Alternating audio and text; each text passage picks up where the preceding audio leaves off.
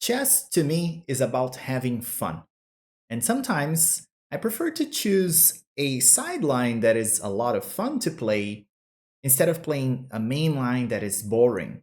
It's not the most optimal move, but I like to play some dubious lines sometimes that bring a lot of fun to the game. And today I'm going to share two sidelines that I play as black when I'm facing the exchange variation in the French defense. And these sidelines are far from being the main line and far from being the most optimal way to play, but they are extremely interesting and fun to play. And if you like playing for fun, you're probably going to like these two variations that I'm going to show you today. So let's jump right into it.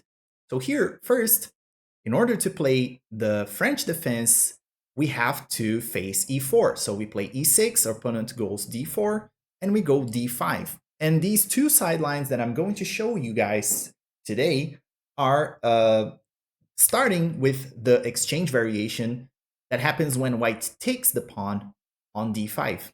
And here, the most common variation is to just recapture this pawn right here, but we're going to do something different. We're going to ignore that and just play knight f6. Wow, exclam, like a very interesting move here. We are gambiting a pawn here. We are gambiting, we're allowing white to take yet another pawn here. And when they take, we're going to recapture with the bishop, getting a lead in development and trying to capitalize on that. So, of course, what happens if white does not take the pawn and play something like knight f3, for example? You can just take the pawn yourself, and from here on, you're just playing a normal exchange variation, a regular French defense, a regular exchange variation of the French defense. Okay, but our idea is for white to actually take this pawn so we can recapture with the bishop. And when we do that, here we are gaining a lead in development. We have already two pieces developed. We have an open line for this bishop. The queen is also very free, so we can develop fast, castle fast, and start attacking with initiative. White's going to defend the pawn over there, developing a knight, and we're going to play this move, c5. It's also a very common move in some lines of the Rubinstein French, so you might have seen this before if you play the French defense. c5 is a very interesting move. If white takes the pawn here, black immediately equalizes. So let's take a look at this situation. So if black takes the pawn, we have the queens facing each other, so we're going to take white's queen, and when they recapture with the king, they lose their castling rights, and this is pretty good for us, right? So we can keep developing here. So actually, instead of developing, in this case, we have a very interesting move here, knight to g4, threatening knight takes f2 with the fork. What the fork? Your opponent is going to say when you do that. So if white's careless and do not defend the pawn, we can go for the fork, but sometimes they're going to be smart and play a move like this, defending the pawn here and defending against the fork. In that case, we can keep developing from this position. We can play, for example, knight c6, continue our development, and after bishop b5, trying to pin our knight, we can go ahead and take the bishop. We're snapping that piece. They retake. We can castle along with check. Interesting. They're going to block maybe. Then we can take the pawn. No rush to take that pawn. Now we develop our bishop and take the pawn at the same time.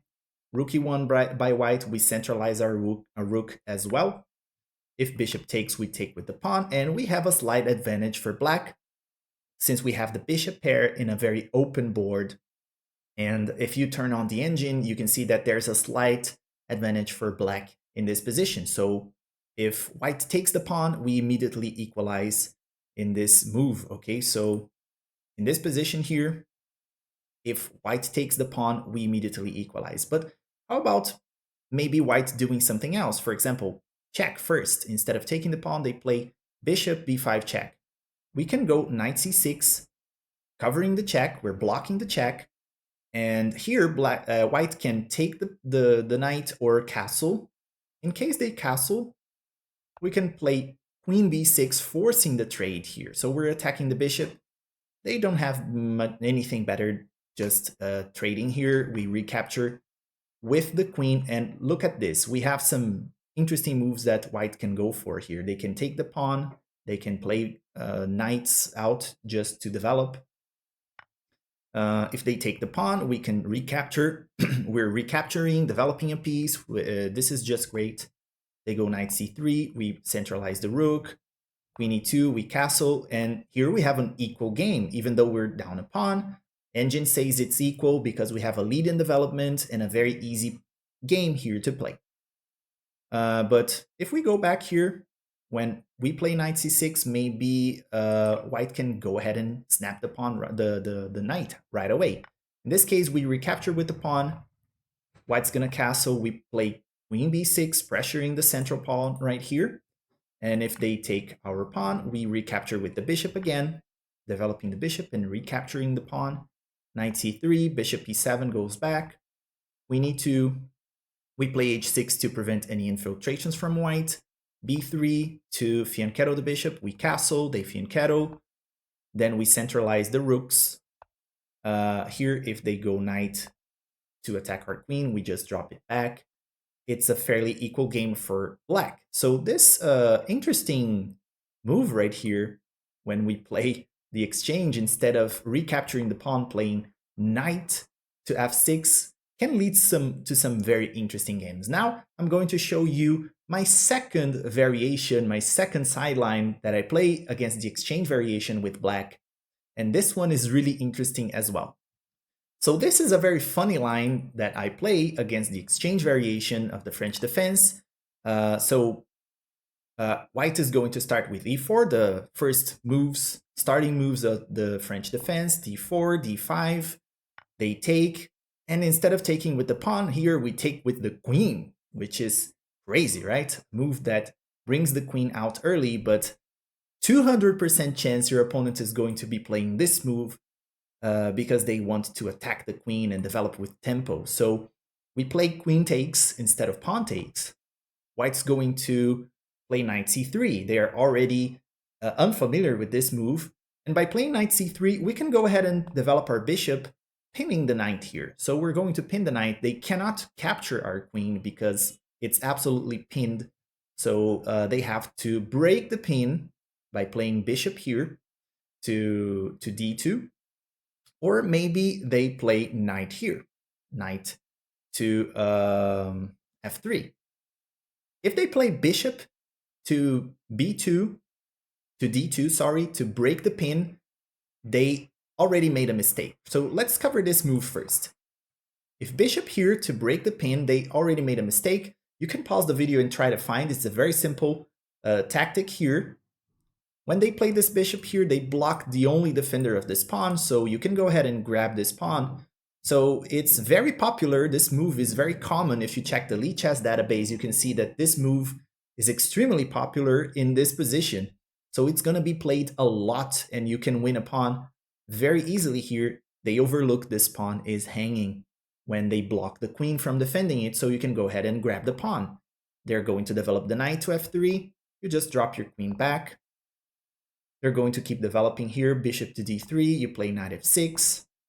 They're going to castle, you play bishop to d7, developing your pieces as well. a3 to kick your bishop away, you can go ahead and trade.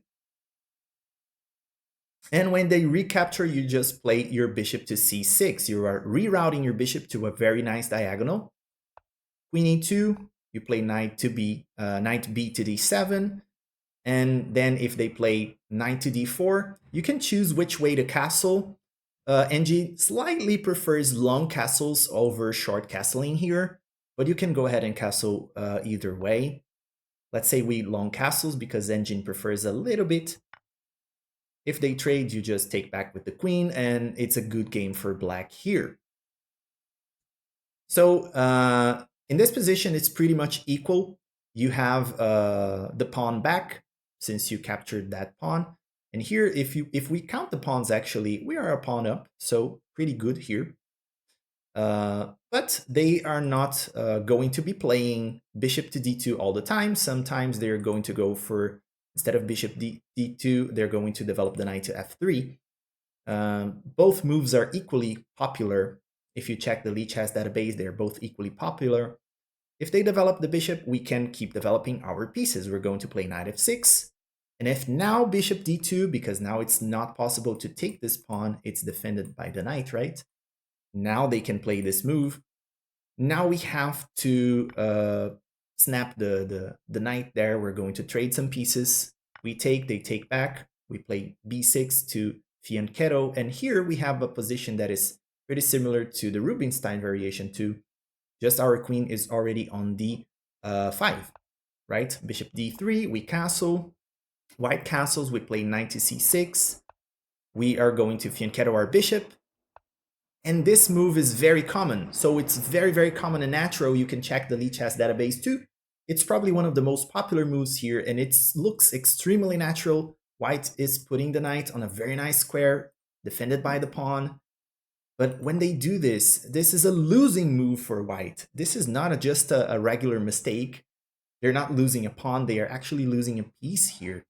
So what happens is when they play this move right here, they forget about this knight.